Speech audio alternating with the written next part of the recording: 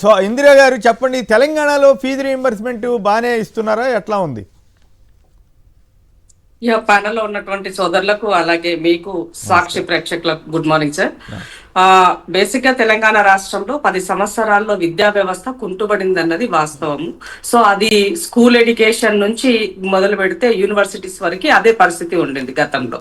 But ఈసారి అంటే ఎప్పుడైతే ప్రభుత్వం మారిందో, ప్రజాపాలన వచ్చిన తర్వాత సో ప్రజల్లో కొంత ఎడ్యుకేషన్ పట్ల అవేర్నెస్ పెంచడము, దానిపైన కేటాయింపులు పెంచడము, వాటితో పాటుగా ఒక మెరుగైనటువంటి అంటే ఫస్ట్ ఆఫ్ ఆల్ ఉండాల్సినటువంటి ఇంపార్టెన్స్ ఉంది. సో దానికి కావాల్సిన ఇన్ఫ్రాస్ట్రక్చర్ డెవలప్మెంట్ లో భాగంగా పదోన్నతులు అయి ఉండొచ్చు, ట్రాన్స్ఫర్స్ అయి ఉండొచ్చు, న్యూ రిక్రూట్మెంట్ అయి ఉండొచ్చు, అలాగే ఇవాళ ఇంటిగ్రేటెడ్ స్కూల్స్ న్యూగా ఇంట్రడ్యూస్ చేయడం అయి ఉండొచ్చు. వీటితో పాటుగా కంపల్సరీగా టీచర్ అక్కడ ఉండి పనిచేయాల్సి. ఓకే ఓకే అవన్నీ బాగానే ఉన్నాయి. నేను వాటన్నిటి గురించి అడగట్లా. ఫీజు రియంబర్స్మెంట్ తెలంగాణలో కూడా బాగానే ఇస్తున్నారా, పెండింగ్ పెడుతున్నారా? ఒక సంక్షిప్తంగా అంటే మిగతా అంశాలు కూడా ఉన్నాయి కదా, మిగతా అంశాలు డెఫినెట్ గా అది కూడా చెప్తాను. ఎడ్యుకేషన్ గురించి వచ్చింది కాబట్టి సో ఇవాళ ఈ రాష్ట్రంలో ఇంగ్లీష్ మీడియాన్ని కంపల్సరీ అన్నది చేశారు చాలా దగ్గరలో. తెలుగుతో పాటుగా ఇంగ్లీష్ 100% ఉండాల్సినటువంటి అవసరం ఉంది, నైపుణ్యత పెంచుకోవాల్సిన అవసరం ఉందని చెప్పడం జరిగింది. సో ఫీజు రింబర్స్మెంట్ కనుక వచ్చినట్లయితే గత ప్రభుత్వంలో దాదాపుగా 5,000 కోట్ల రూపాయలు పెండింగ్ ఉన్నాయి. సో ఈ ప్రభుత్వం వచ్చిన తర్వాత కొంత దానిని వెసులుబాటు కల్పిస్తూ ఉంది. సో త్వరలోనే ఆ బిల్లులు బకాయింపులు కూడా చేస్తామని చెప్పేసి ఈ మధ్య కాలంలో మాట్లాడడం జరిగింది. రైట్, అంటే ఇక్కడ కూడా కొంత బకాయి ఉంది. ఆ స్థాయిలో ఉందా, ఏపీలో స్థాయిలో? ప్రకాష్ గారు చెప్పండి, ఇక్కడ కూడా ఫీజుల రీయింబర్స్మెంట్ బకాయి ఉందా లేదా? కొద్దిగా ఉన్నట్లుగా ఆమె చెబుతున్నట్టుగా నాకు అర్థమైంది. ఓవరాల్గా ఎడ్యుకేషన్ సిస్టమ్ గురించి మళ్ళీ మాట్లాడదాం రాహుల్ గాంధీ గారి ఇష్యూ వచ్చినప్పుడు. ఫీజు రింబర్స్మెంట్ బకాయిలు ఇక్కడ ఉన్నాయా? ఏపీలో అయితే మరి దారుణంగా 4,200 కోట్లు ఉన్నాయట. ఆఫ్ కోర్స్ మీరే కదా, మీరు కూడా పార్ట్నర్ అనుకోండి. ఓకే, ప్రకాష్ గారు నమస్తే అండి. పెద్దలందరికీ నమస్కారం. సార్ ఇక్కడ 5,000 కోట్లు కాదు సార్, 8,000 కోట్ల బకాయిలు ఉన్నాయి సార్. పాత బకాయిలనా? లాస్ట్ 10 ఇయర్స్ పాతవి కొత్తవి కలిపి సార్. ఈ ప్రభుత్వం వచ్చిన తర్వాత ఈ రోజు వరకు ఏ ఒక్క కాలేజీకి, ఇంజనీరింగ్ కాలేజ్ కానీ డిగ్రీ కాలేజ్, ఉన్నత విద్యలో ఉన్నటువంటి ఫీజు రియంబర్స్మెంట్ ఒక్క రూపాయి కూడా ఇప్పటిదాకా రిలీజ్ చేయలేదు సార్. ఒక్క రూపాయి కూడా రిలీజ్ చేయలేదు సార్. సర్టిఫికేట్లు ఇవ్వాలంటే ఏ కాలేజ్ కూడా ఇప్పుడు అసలు ఫీజు రియంబర్స్మెంట్ పేరు మీద ఉండే అడ్మిషన్ తీసుకోవడానికి ఏ కాలేజ్ కూడా సిద్ధంగా లేదు సార్. నిజం చెప్పాలంటే ఈ హైదరాబాద్ లో ఉన్నటువంటి డిగ్రీ కాలేజెస్, ఇంజనీరింగ్ కాలేజెస్ అప్పుల పాలైనాయి సార్. అప్పుల పాల అంటే 2 రూపాయలు 3 రూపాయలు వడ్డీకి తెచ్చుకుంటున్న కాలేజీల మేనేజ్మెంట్స్ నాకు తెలుసు సార్. మేనేజ్మెంట్స్ అంటే ఇక వాళ్ళు ఒక రకంగా ఇవి వస్తే తప్ప బతకాలేమని ఇంకా ఒక అడుగు ముందుకేసి ఈ మధ్య కాలేజీల మేనేజ్మెంట్స్ వాళ్ళ మీటింగ్ అయింది. మీటింగ్ అయ్యి వాళ్ళు ముఖ్యమంత్రిని కలిశారు. ఒక 10% తీసుకోండి సార్, 10% తగ్గించినా పర్లేదు అంటే వన్ టైం సెటిల్మెంట్ ప్రపోజల్ కూడా ఇచ్చారు సార్. మీరు ఏమైనా తగ్గిస్తే తగ్గియండి సార్, మాకు ఇచ్చేసేయండి, మీ వడ్డీలో ఎట్లే ఖర్చిపోతున్నామని చెప్పారు. పిల్లలకు సర్టిఫికేట్స్ ఇవ్వట్లే మేనేజ్మెంట్స్. ఆ కేటగిరీ కింద ఫీజు కట్టండి, వచ్చినప్పుడు మీకు ఇస్తామని చెప్పి పిల్లలకు చెప్తున్నారు. వచ్చినప్పుడు ఇక కట్టేది ఉంటే ఇక కట్టినాక అప్పుడు ఎప్పుడు వస్తాయా రావా, ఎప్పుడు వస్తాయా అనుకుంటే ఇప్పుడు ఇంతకుముందు పెద్దలు ఇంకొక బాగా చెప్పినట్టు ఆంధ్రప్రదేశ్ లో ఉన్నట్టుగా ఇక్కడ కూడా భూములమ్మో ఇండ్లమ్మో ఏదో కమ్మి కట్టుకునే పరిస్థితి వచ్చింది సార్. ఇంకా ఇది ఒక దారుణమైన పరిస్థితి. ఒక డిగ్రీ కాలేజ్ అయితే ఇంకా దారుణం సార్. ఎందుకంటే ఇంజనీరింగ్ కాలేజ్ లో కొంచెం మేనేజ్మెంట్ కోటా కింద పైసలు వస్తాయి అనుకుంటే ఇంకా దురదృష్టం ఏంటంటే సార్, ఫీజు ఎన్హాన్స్మెంట్ ప్రతి సంవత్సరం జరగాల్సిన ఫీజు ఎన్హాన్స్మెంట్ కూడా ఈ రాష్ట్ర ప్రభుత్వం, నేను వ్యక్తుల పేరు చెప్పట్ల, మంత్రుల పేరు కాదు, బెదిరించి మీరు ఫీజు రియంబర్స్మెంట్ మీరు కావాలంటే మీరు ఒక్క రూపాయి కూడా ఫీజు పెంచకూడదు, ఎన్హాన్స్ చేయకూడదు. ఎందుకంటే సిబిఐటి వాళ్ళు కోర్టుకు పోతే అంటే ఫీజు పెంచుకోవడం కోసం కమిటీ వేశారు. ఆ కమిటీ రిపోర్ట్ ఆధారంగా ఫీజులు పెంచుకోవాలంటే ఆ సిబిఐటి కోర్టుకు పోతే వాళ్ళకి ఇచ్చారు. మిగతా కాలేజీలు కోర్టుకు పోతే కోర్టు మొట్టికాయ వేసింది. వీళ్ళు పైసలు ఇవ్వట్లే.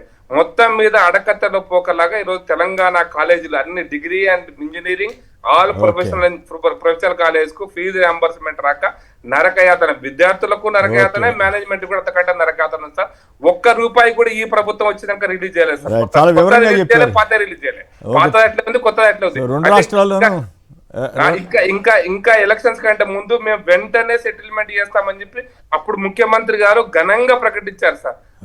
రెండు అకాడమిక్ ఇయర్స్ అయిపోతున్నాయి, ఇంచుమించు ఈ సంవత్సరం కూడా అయిపోయింది. ఒక్క రూపాయి కూడా ఇవ్వలేదు. నేను తెలంగాణలో బెటర్ గా ఉందేమో అనుకున్న పరిస్థితి, తెలంగాణలో కాస్త బెటర్ గా ఉందేమో అనుకున్న పరిస్థితి రెండు అట్లాగే ఉంది. మీరేమంటారు? ఫైనల్ గా మాట్లాడదు కానీ మళ్ళీ మాట్లాడదు గారు, ఈయన కూడా మాట్లాడిన తర్వాత శ్రీనివాస్ గారు కూడా సంక్షిప్తంగా మాట్లాడతారు. మీకు అదేవిధంగా పెద్దలందరూ ప్యానలిస్టులకు, సాక్షి టీవీ వీక్షకులకు శుభోదయం. ఒకటి ఏంటంటే సార్, అంటే మనం కాస్త ఓపికగా చాలా లక్షల మంది వింటుంటారు. గత ప్రభుత్వం ఏం చేసింది అనేది ప్రజల ముందు ఉంది. మీరు అదంతా చూసే మీరు హామీలు పెట్టుకొని వచ్చారు. అందులో ఎడ్యుకేషన్ అనేది కూడా చాలా ప్రధానమైన అనేది ఇంపార్టెంట్. మీరు ఇప్పుడు ఆర్థిక మంత్రి ఉన్న అతను ఎవరైతే బట్టి విక్రమార్క ఉన్నారో, మీలాంటి సీనియర్ జర్నలిస్టు ఇన్ని పెడుతున్నారయ్యా, ఇది పాసిబుల్ అవుతుందా అంటే వాళ్ళు ఏమన్నారు సార్, మేము సంపదను సృష్టిస్తాం, మేము కడుపు కట్టుకుంటాం, చంద్రబాబు గారు డైలాగ్, కడుపు కట్టుకుంటాం, సంపదను సృష్టిస్తాం, పేదలకు పంచుదామని చెప్పారు సార్. వాళ్ళు చెప్పినది సార్. ఈరోజు ఆయన ఓడిపోలేదు, ఆయన క్యాబినెట్లో లేకుండా లేడు, ఫైనాన్స్ మినిస్టర్గా ఉన్నాడు. మరి వచ్చిన తర్వాత కడుపు కట్టుకొని సంపద సృష్టించి ఈ స్కీములన్నీ ఎట్లా పెడుతున్నారు అని అప్పుడు అడిగినప్పుడు మేము ఆర్బీఐ గవర్నర్లతోని చిదంబరంలతోని చర్చించినాకనే మాకు 100 ఏళ్ల పాటు చరిత్ర ఉంది అంటే నేనేమంటున్నా, ఇవన్నీ మీరు చెప్పిండ్రు మేడం, చెప్పి వచ్చినాక మీరు చెయ్యాలి. అంతేగాని గత ప్రభుత్వం చేసింది, గత ప్రభుత్వం ఎన్ని రోజులు గత ప్రభుత్వాలు, సో మీరు కంటిన్యూ ఇంకా గత ప్రభుత్వం ఇప్పుడు నేనేమంటున్నా, మీరు ఇమ్మీడియట్లీ ఏదైతే హామీ ఇచ్చిండ్రో, ఏవైతే ఫీజు రిమాండ్స్ ఉండో రిలీజ్ చేయాలి. రిలీజ్ చేయాల్సిన బాధ్యత మీ పైన ఉంది, మీ ప్రభుత్వం పైన ఉంది. అంతేగాని ఇంకా మీరు గత ప్రభుత్వం అని చెప్తే ఎట్లా? ఈరోజు పిల్లలు అన్న చెప్పినట్టు చాలా స్కూళ్ళల్లో మాకు ఫోన్లు వస్తాయి, ఏది సర్టిఫికేట్లు ఇవ్వరు, మనం బతిలాడాలి, బెదిరియాలి, దండం పెట్టాలి, అయినా వాడు ఇవ్వడు, మాతో ఇస్తా అంటాడు, పోయినాక మళ్ళీ ఇవ్వడు, మళ్ళీ ఫోన్ చేస్తే ఫోన్ లేపడు. మేనేజ్మెంట్ వాడుకునే తిప్పలు వాడుకున్నాయి. నేనేమంటున్నా, ఇమ్మీడియట్లీగా కేబినెట్ నిర్ణయాలు తీసుకొని వాళ్ళకి సంబంధించిన డబ్బులు రాగానే చెల్లిస్తారని చెల్లించాలి. విద్యార్థులు ఇబ్బంది కాదుగా. ప్రకాష్ రెడ్డి గారు చాలా స్పెసిఫిక్ గా పలానా ఇష్యూ చెప్పారు. అట్లా మనకి కూడా ఇక్కడ మీరు కూడా అట్లాంటివి ఉంటే చెప్పండి, అదనంగా ఉంటే చెప్పండి. ఆల్రెడీ కంటిన్యూటీ నేనేమంటున్నా, ఇమ్మీడియట్లీగా ఆ సమస్యను తీర్చాల్సిన ఇంద్ర గారు చెప్పండి. ఏపీ తెలంగాణకి పెద్ద తేడా ఉన్నట్లేదు. మరి ప్రకాష్ రెడ్డి గారు చెప్పింది అయితే కొంచెం అలార్మింగ్ గానే ఉందనిపిస్తోందా? కొంచెం రేవంత్ గారు ఈ విషయం మీద శ్రద్ధ తీసుకుంటే ఇప్పుడు ప్రకాశన చెప్పిన దాంట్లో వాస్తవం లేదని నేను అనట్లే, కానీ దానికి కారణాలు కూడా మనము ఒకసారి పునరాలోచించుకోవాల్సిన అవసరం ఉంది. 10 సంవత్సరాల్లో చెయ్యాలి అనడం అన్నది సరైనది కాదు. ఇవాళ కాలేజీలకు అన్నింటికి కూడా క్లియర్ ఇన్స్ట్రక్షన్స్ ఇచ్చి ఫీజు విషయంలో ఉండొచ్చు, మిగతా పిల్లలకి సర్టిఫికెట్స్ ఇచ్చే విషయంలో ఉండొచ్చు, మీరు ఇబ్బంది పెడితే ఊరుకునే ప్రసక్తి లేదు అని చెప్పేసి చాలా సీరియస్ గా ఇచ్చారు. మీకు కావాల్సినటువంటి ఇవ్వాల్సిన అమౌంట్ కొంత వెయిట్ చేయాల్సిన అవసరం ఉంది. ఎందుకంటే ఆర్థికంగా కొంత ఇబ్బందుల పరిస్థితి ఉన్నది. మేము త్వరలోనే మీకు సెటిల్ చేస్తామని పిలిచి మాట్లాడారు. మాట్లాడకుండా మనం గాలికి వదిలేస్తే మనం తప్పు పట్టాలి. మనం వచ్చి 2 years అవుతుంది. 2 years లో డెఫినెట్ గా మీ యొక్క పరిస్థితులు నేను అర్థం చేసుకోగలను.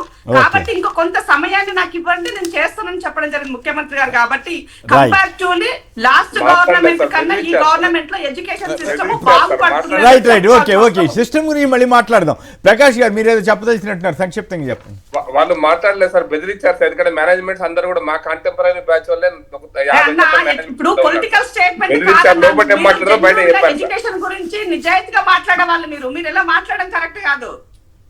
ఓకే, ఆయన స్పెసిఫిక్ గా చెప్పారు కదా, ఆయన ఏమి ప్రత్యేకించి జనరల్ ఉపన్యాసం ఇవ్వలేదు కదా. ప్రకాష్ రెడ్డి గారు చాలా స్పెసిఫిక్ గా పాయింట్ వైజ్ చెప్పారు. అది దానికి మీ దగ్గర ఆన్సర్ ఉంటే చెప్పండి. మీరు కూడా ఒప్పుకుంటున్నారు కదా, ఇంకా ఇవ్వలేదు అని. ఓకే ప్రకాష్ గారు, చెల్లింపులు జరుగుతాయని తెలియజేస్తున్నాను. అది అన్నారు బాగుంది, చక్కగా. ప్రకాష్ గారు అంతే కదా, మీరు ఇంకేమైనా మాట్లాడాలా? ప్రకాష్ సార్, అంటే అందుకోసం మేనేజ్మెంట్స్ బెదిరియడం కాకుండా ఎంతో కొత్త సమస్యను పరిష్కరించే ప్రయత్నం చేయాలి. రైట్. శేఖర్ గారు. సార్, ఏ ప్రభుత్వం సార్, ఏ రాష్ట్ర ప్రభుత్వాలైనా విద్య అనేది ప్రభుత్వం యొక్క ప్రాథమిక బాధ్యత సార్. అది తెలుసు కాబట్టి జగన్మోహన్ రెడ్డి గారు నాడు నేడు సార్ దేశంలో మొట్టమొదటిసారిగా ఇంగ్లీష్ మీడియం. ఓకే, మిమ్మల్ని అడగలేదు కదా, నేను మిమ్మల్ని అడిగినాటి సమాధానం చెప్పండి. ఇప్పుడు ప్రకాష్ రెడ్డి గారు ఎంత స్పెసిఫిక్ గా చెప్పారు, ఆ పరిస్థితి ఏపీలో ఉందా లేదా? అక్కడ కూడా సర్టిఫికేట్ల ఇబ్బందులు ఇట్లాంటివి ఏమైనా వచ్చినాయా, అక్కడ సర్దుకుంటున్నారా అనేది పాయింట్. ఇప్పుడు ఆమె సమాధానం ఇచ్చారు, ఏమని, ఇక్కడ మేము సరి చేసుకుంటాము, త్వరలోనే పే చేస్తారని చెప్పారు. తప్పులేదు, అట్లా చెప్పాలి. జనరల్ ఉపన్యాసం సార్ ఎలా ఉంటుందంటే సార్, ఏ ప్రభుత్వం అయినా మారినప్పుడు క్యారీ ఫార్వర్డ్ గా ఉంటాయి. గత ప్రభుత్వం నుంచి కొంత బకాయిలు అనేవి ఖచ్చితంగా వస్తాయి సార్.